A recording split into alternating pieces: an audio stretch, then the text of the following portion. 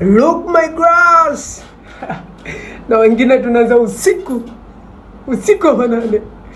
Bana, leo katika pita kwangu tena nimekutana na tambala ile hapo la Madam Leila. Hivi unajua Madam Leila ajue kama sisi tumetoka huko alipo yeye na sasa hivi tupo huko. Yaani tupo mbele ya muda, yaani tupo nge ya ki. Yaani wanawake sasa hivi wapo nge ya ki.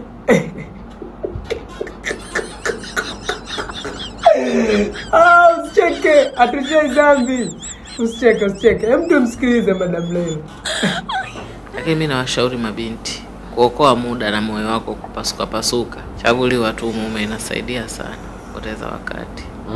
Jumatatu unaulizana na Hamdani, rangi yako rangi gani? Ushamjibu.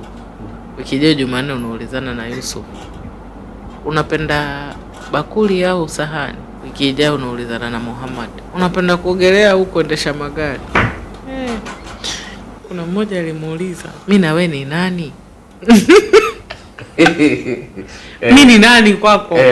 Akamba wallahi sijui. Sasa tabu yote hii ya nini? Tafutiwa mtu tu uolewe utulie basi. Vikishindikana unasema kwanza hata hivyo tu vimeshindikana kwa sababu ya. Sasa kuna mabinti wauliulizwa kuamini wanaume au kwenda jela. Wakasema hakuna neno, tupeni uniform.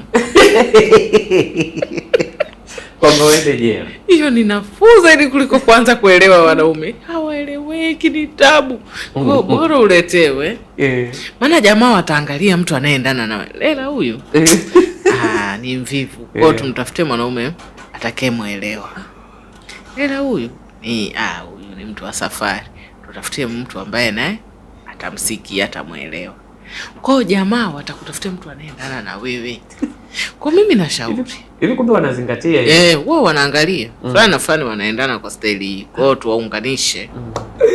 Na hivi vitu vinastaajabisha. Mzee, uanze sasa hivi uchaguliwe mume. Eti uambiwe sasa Ashura mume wako ndo huyo hapa. Ndo atakuoa au vipi?